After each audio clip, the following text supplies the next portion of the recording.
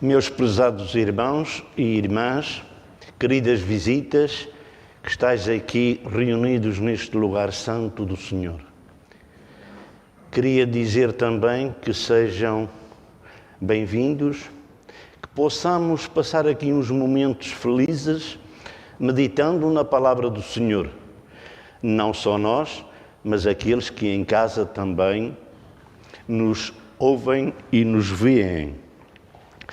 Que o Senhor a todos possa, com o seu Santo Espírito, nos ajudar a compreender, a aprofundar dentro das nossas capacidades, e sabemos também que por nós nada podemos fazer se o Senhor não for com cada um de nós. Portanto, meus irmãos, gostaria de imediato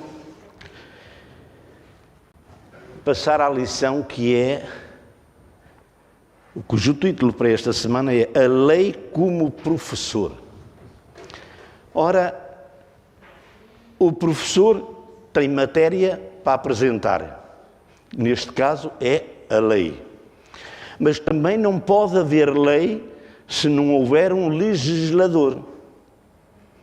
Ora, este legislador é aquele que de facto convém que todos nós atentamos e meditemos naquilo que ele tem para nos dizer. Ora, este legislador não é nada mais do que o nosso Senhor Jesus Cristo, que legislou para nosso favor, para nosso bem. A lei de Deus é um aio. É um aio e, como sabem, o aio, nos tempos passados, hoje não é bem assim, embora haja tutores, mas totalmente diferente. Os aios eram aquelas pessoas que tomavam conta das crianças dos seus senhores e que eram encarregados, até certo ponto, de lhes moldar o caráter, ensinando-os todas as coisas referentes à educação. Pergunta-se, e há sempre aqui um misto, parece de choque, que é que lei é esta que o apóstolo Paulo fala em Gálatas. Tive o cuidado de ver, como os irmãos certamente também verificaram, que a irmã White não é para se suplantar à palavra de Deus, porque ela está em consonância com a palavra de Deus. Ela diz-nos que, no primeiro volume de mensagens escolhidas, ela diz estas palavras. Perguntam-me qual das duas leis é que nos serve de aio. E então ela responde e diz as duas. E eu gostaria de ouvir. Concordam com esta afirmação? Com este ensino? Certamente que sim. Porquê? Porque uma é a lei moral e a outra é a lei cerimonial. A lei moral é aquela que diz não, é aquela que parece que é negativista, mas como mais à frente vamos verificar, é um não misericordioso, que é para evitarmos, para nos alertarmos que, de facto, nós, ao contemplarmos, nós, ao defrontarmos determinadas situações, ali ela nos ajuda a que nós retivamos as nossas emoções e ações. A lei cerimonial é uma lei ou eram leis, princípios, que iriam ensinar o povo de Deus do passado, na velha dispensação, e apontava para Cristo. Eram as cerimónias, que era um tipo que apresentaria mais tarde o antitipo. Era o cordeiro que era imolado e depois representava ou prefigurava o antitipo que era Jesus. Portanto, assim sendo, uma fazia-nos compreender aquele que haveria de vir libertar-nos da condenação da lei, porque a lei diz não, não, não. A lei cerimonial, em contrapartida, o que é que ela diria? Faz e faz. O que teria o próprio pecador de eliminar a vítima, não era o cordeirinho. Ora, meus irmãos, cada vez que eles faziam isso, recordavam que o seu pecado só poderia ser resgatado com o sangue do Messias prometido. Portanto, nós verificamos que a lei, como professora, tem única e simplesmente a finalidade e a função de nos aproximarmos mais de Deus. Reconhecermos que Deus é, na verdade, um Pai amoroso. E para isso preveniu-nos antes. E o aspecto cerimonial foi depois. Lei moral, ela existe, que é o fundamento do caráter de Deus, a lei moral, e a lei cerimonial, essa foi depois implementada, depois da queda, da entrada do pecado. No verso áureo, em Deuteronômio,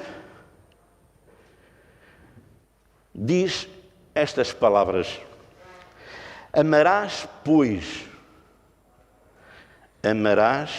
o Senhor teu Deus, de todo o teu coração e de toda a tua alma e de todo o teu poder. Grandes, profundas, solenes, estas palavras. Amarás. E depois, Jesus. Isto é o verso áureo, como foi em Deuteronômio 6,5. Verificamos que Jesus, depois, ao referir-se à lei moral, os 10 mandamentos, ele sintetizou os 10 em 2. Amarás ao Senhor teu Deus de todo o teu coração. Eu gostaria de fazer não é uma ressalva, irmãos, é mais para que cada um de nós meditemos. Eu, pessoalmente, e em primeiro lugar, amarás o Senhor teu Deus de todo. Não há bocadinhos sem preencher. O nosso coração deve pertencer a Deus, Pai de nosso Senhor Jesus Cristo. E depois, a outra parte, o que é que diz?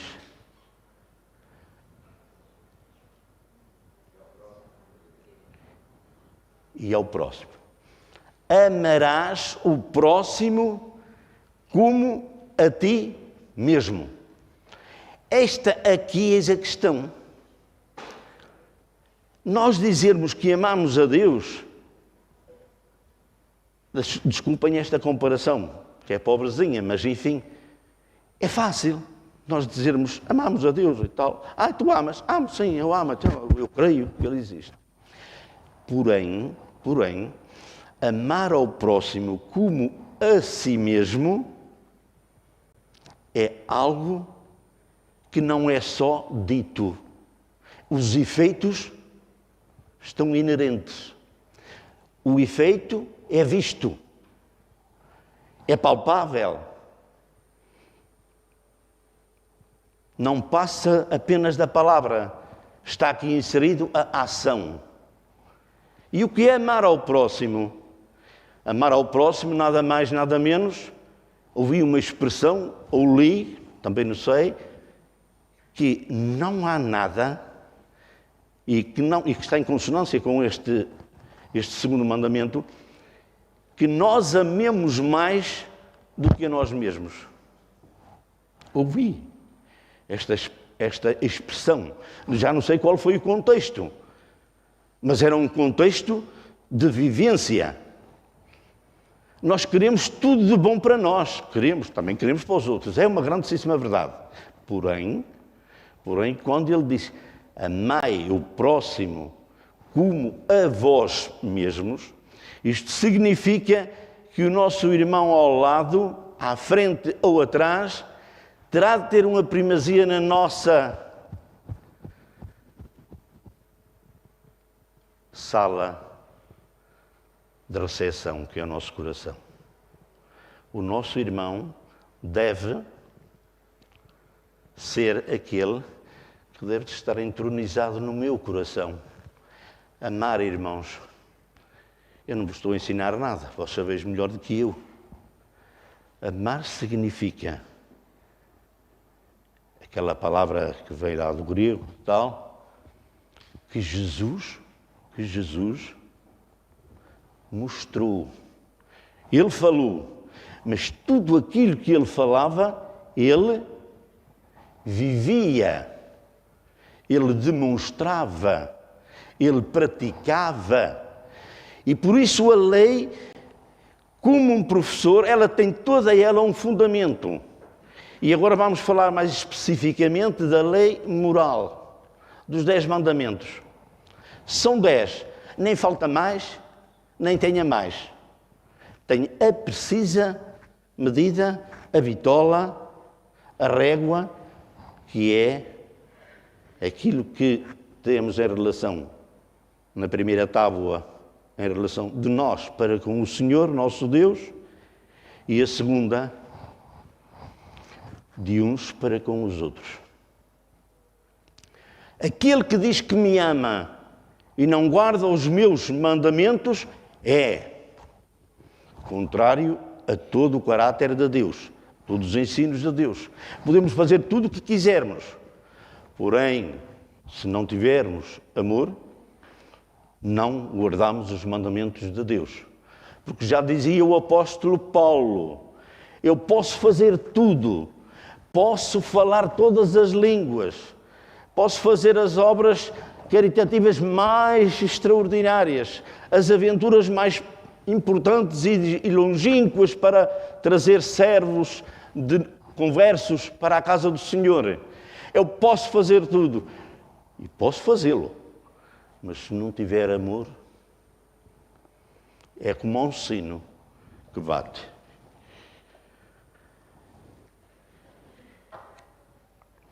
Se alguma lei pudesse salvar, essa lei seria a lei dos 10 mandamentos. Constatamos, porém, que nem a lei dos 10 mandamentos nos pode salvar.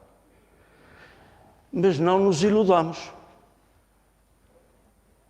Porque a lei não salva. Mas se nós olharmos bem para a lei, se formos contrários à lei, aos ensinamentos da lei, eu pergunto, poderemos ser salvos, irmãos? Não. Porquê? Porque aquilo é o caráter de Deus, é aquilo que Deus quer de bom para nós na nossa vivência, na nossa experiência de fé.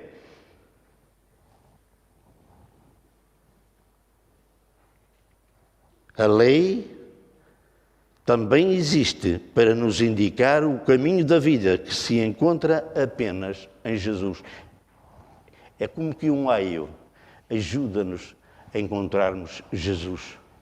Ajuda-nos a vivermos de acordo com aquilo que Jesus fez. Amarás o teu próximo. Amarás a Deus sobre todas as coisas. Esta é, de facto... Depois, na parte de segunda-feira, de domingo, irmãos, eu tenho uma coisa a dizer-vos. Aquilo que eu penso. Nós estamos aqui, eu não sei que tempo é que tenho para passar, mas eu li, reli,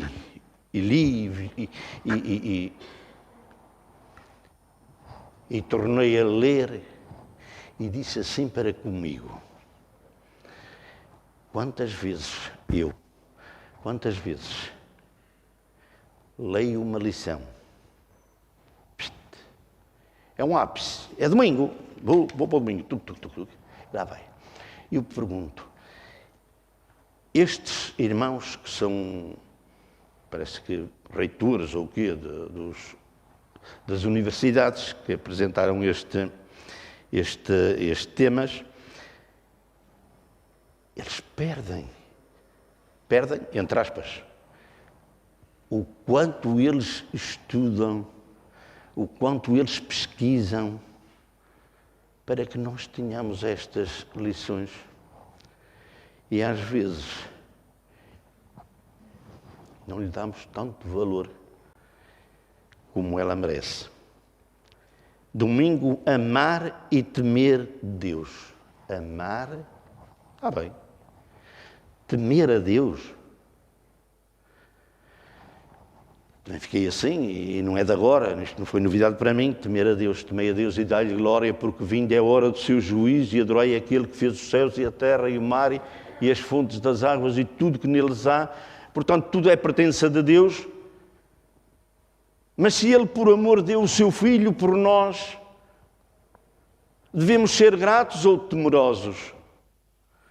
É que esta palavra, irmãos, significa que nós devemos temer a Deus.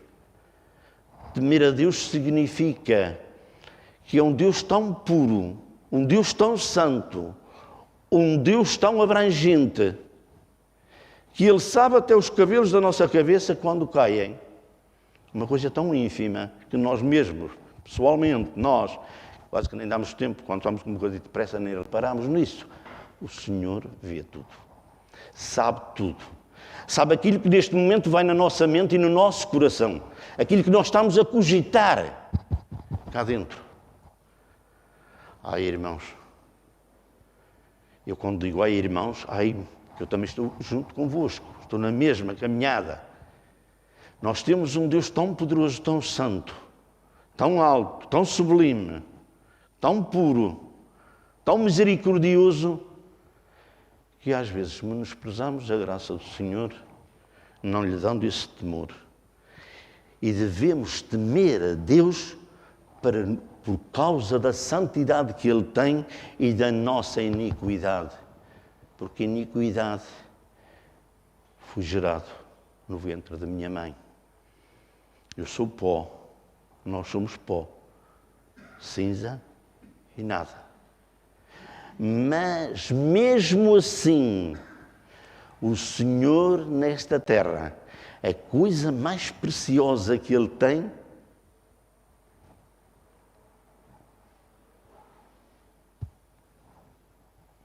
meus irmãos, somos tão preciosos, tão preciosos, tão preciosos aos olhos do Senhor, que ainda que fosse um único na terra, desde a queda até à vinda de Jesus, se fosse um único, o Senhor não deixaria de vir à terra resgatar essa alma. Pela graça de Deus, sabemos que está escrito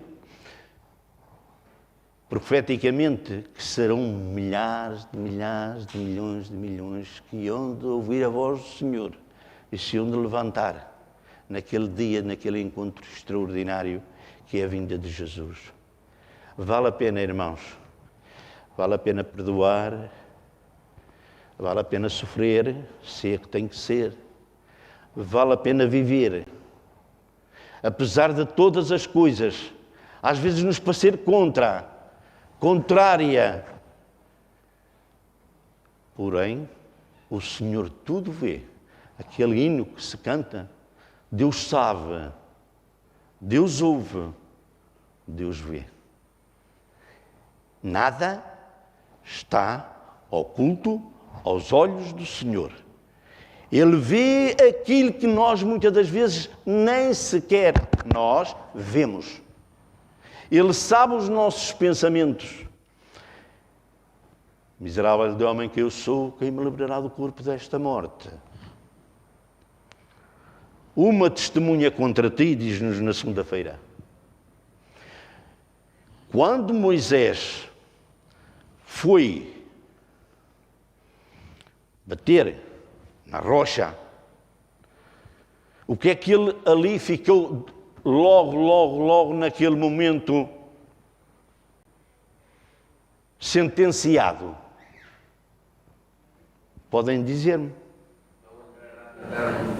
Não entrarás. Meu Deus, também é demais. Diríamos nós, porventura, nas nossas cogitações. Tanto padeceu, 40 anos aquele homem, no deserto. Depois mais 40 na travessia, quase. E mesmo o pezinho ali. E levou ao Monte Nebo o Senhor e mostrou-lhe a terra prometida que ele ajudou. Aquele aio foi um aio nas mãos de Deus a levar o povo para Canaã. E ele não entrou. E ele mesmo aí, ao despedir-se do povo, inspirado por Deus, ele escreveu: a rebelião do povo, quando estivessem já introduzidos na terra prometida. E o que é que aconteceu, meus irmãos, na terra prometida? Eles esqueceram-se de Deus. Deixaram de olhar para trás, no lado positivo. Mas muitas vezes olhavam para trás no lado negativo, que eram as panelas de carne do Egito. E agora não olharam para trás na travessia do deserto, a travessia do Mar Vermelho, o maná que caía do céu, a água que saía da rocha, que era Jesus. Eles esqueceram-se, irmãos. E Moisés então disse aquele cântico que eles deveriam permanecer enquanto fossem nação e povo, para que aquela canção, aquele hino, fosse uma testemunha contra eles, porque ele ali, o Senhor, tocava em todas as situações por que eles passaram. E eu pergunto, qual é o meu hino como testemunha para o Senhor? Qual é o meu hino? Invocarei o Senhor enquanto Ele me der vida? Ou servirei ao Senhor em algumas circunstâncias, esquecendo-me no meu trajeto daquilo que o Senhor tem feito por mim e por cada um de nós, como igreja, como povo? Há um hino, irmãos, que eu medito muitas das vezes. E é um hino que diz: quem é este povo? Que povo é este? Este é o povo que vai morar nos céus. E que Deus me perdoe, e vós também. Eu às vezes canto este hino no lado da interrogativa. Quem é este povo? Que povo é este? É este o povo que vai morar no céu? Estão a ver aqui as mesmas palavras, mas a intuação, a interrogação, faz-nos meditar. Sou eu aquele que faço parte de quem é este povo? Que povo é este? Este é. Ou faço eu parte daqueles que dizem: que povo é este? É este que vai morar do céu? Sim, irmãos, é este, com todos os defeitos e mais alguns. Não quero com isto dizer que temos de ser coniventes com aquilo que está mal. Temos de ser homens honestos, mulheres honestas, jovens íntegros. Mas não é vós, somos nós. Todos nós temos cada dia de aprender.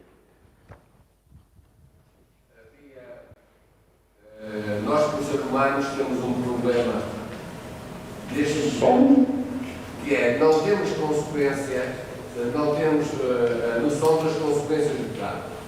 Nunca temos. Eva, se soubesse que das suas audiências que o seu filho, Abel, iria matar o seu irmão Caim, ela não teria desobedecido. Da mesma forma que acontece ainda hoje. Há uns anos largos atrás, eu trabalhava numa estrutura metálica. Estava a montar e fui ao cimento. E foi um aprendiz a trabalhar para a minha beira. Eu disse, olha, todas as profissões têm um risco. Tu tens de fazer isto, caminhar desta maneira, andar aí. Se tu fizeres isto, chegas ao fim da obra sem problemas. E eu virava costas e ele caminhava como se estivesse no chão. Eu disse, olha rapaz, eu tenho muitos anos disto.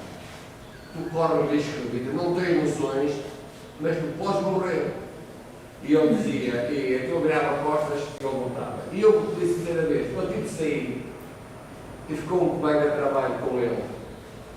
Eu tive de sair durante algum tempo. E quando voltei, vi o rapaz a caminhar os joelhos sobre a chapa, já não se punha em pé.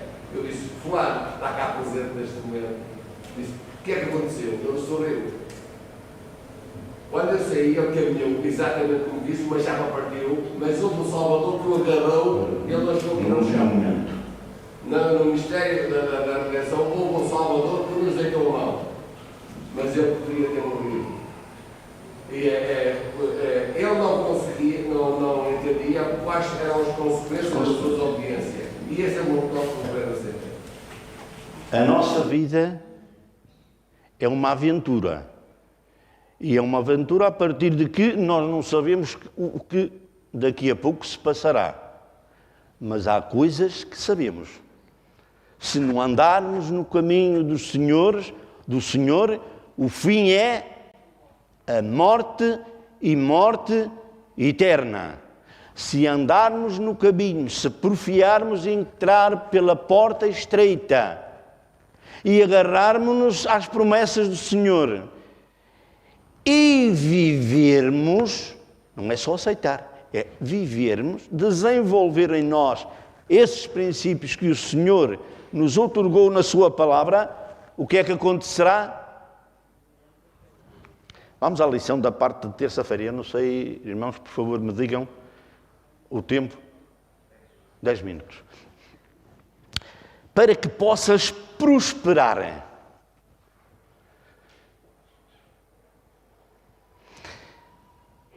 É uma espécie de uma...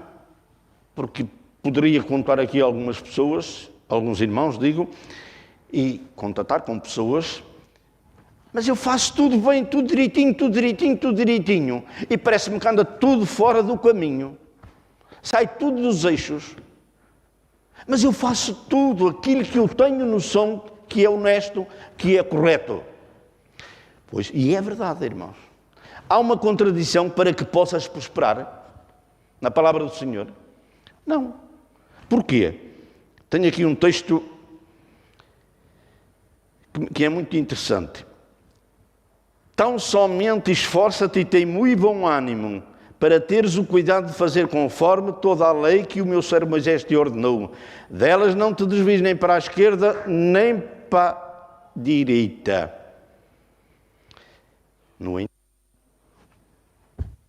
No entanto, aos olhos de Deus, e aqui é que está aquilo que é importante para eu, nos meus fracassos, nos meus desgostos, nas tribulações, nas decepções. Quantas vezes? Quantas? Eu não estou a dizer só sofro e eu não faço os outros sofrer. Não. Vamos ser honestos. Nós sofremos muitas das vezes aquilo que foi apresentado, aquela experiência. Nós muitas vezes fazemos e recebemos. Não quer dizer que nem sempre. Porém, no entanto, aos olhos de Deus, o sucesso requer um conjunto diferente daquilo que o mundo hoje nos apresenta. Aos olhos de Deus, sucesso é a integridade, a fidelidade. E uma outra coisa mais importante, que depois de tudo isto somado, o resultado é viver para sempre com o Senhor. Esta é a meta, irmãos. Este é o sucesso do cristão. Este é o sucesso daquele que depende de Deus para todas as decisões. Mesmo até quando erra. E quando erra é normal, porque somos pecadores. Estamos numa batalha cósmica, em que temos as forças contrárias batalhando, tentando agarrar-nos como o leão anda ao derredor para nos arrebatar, despedaçar. Porém, se nós entrega o teu caminho ao Senhor, confia nele e Ele tudo fará. O Senhor é mais forte do que todas as tribulações, todas as lutas, todas as vicissitudes por qual nós possamos passar, irmãos. Confiemos plenamente em Deus. Quando caímos, levantemos e agarremos-nos ao Senhor. Que o Senhor é bom. O Senhor ajuda. O Senhor sustém. O Senhor perdoa. Porque nos ama. Nós somos para Ele como a menina dos seus olhos. Muitos aqui que conhecem a experiência. Quando entra uma coisita nos nossos olhos, também há aflição. Eu, quando era jovenzinho, na minha própria arte, fiz quitas. Nós chamávamos rebarbas. Espetava-se no olho. Ai, era horrível aquilo. Até que depois tinham-nos de tirar aquilo lá. Vejam bem como é que era a saúde sanitária. A saúde sanitária não. Os instrumentos para tirar aquilo. Olha, era um coisito. Espetava-se assim na madeira e depois punham outra argolita aqui e sangue frio e tal, tirava. Ai, quando aquilo saía. Ai, que alívio. Assim, e noutra dimensão, é quem toca nos pequeninos filhos de Deus aqui nesta terra, aos olhos do Senhor. Nós somos as joias mais caras, as joias mais maravilhosas que Deus tem aqui nesta terra. Eu quero. Todos nós queremos ser essas joias um dia, quando Ele nos vier buscar. Que o Senhor, meus irmãos, possa fazer em nós aquilo que nós não podemos fazer. Que o Espírito do Senhor sempre trabalhe no nosso coração. Não desanimamos. Não baixemos os braços. Levantemos e erguemo-nos. E entreguemos o nosso coração ao Senhor. Porque Ele é fiel e justo para cumprir tudo aquilo que prometeu a cada um de nós. Depois tem aqui os trabalhos e as lutas dos cumpridores da lei. Já falámos, mais ou menos. Nós verificamos que homens e mulheres, desde João Batista, desde Abel, homens íntegros, Paulo, que ele levou não sei quantas quarentenas, menos uma, por anunciar o Evangelho. Notem, por anunciar o Evangelho, a palavra de Deus, a salvação, a remissão dos pecados, em Jesus, que os seus conterrâneos mataram. Costuma-se a dizer, os judeus mataram a Jesus. Foi o meu pecado que matou Jesus. Foram os nossos pecados que mataram Jesus. Porque quando Jesus morreu, morreu com o seu coração rebentou. Meus irmãos, gotas de sangue misturadas com água caíram sobre o seu rosto. Por amor de mim, por amor de nós. E como é que nós nos amamos, irmãos? Sendo esta propriedade amada por Deus, ao ponto de Ele se dar a Ele mesmo, eu pergunto, o que é que eu faço? O que é que eu faço com tamanha graça que o Senhor nos concedeu?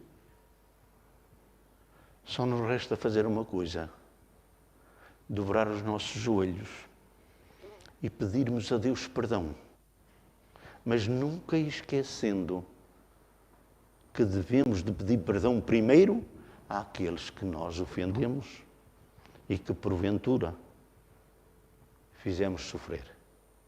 E só depois é que o Senhor aceita o nosso perdão. Esta é a lei de Deus. Amarás ao Senhor teu Deus de todo o teu coração e aos irmãos como a ti mesmo. Que o Senhor possa abençoar a cada um de nós. Amém.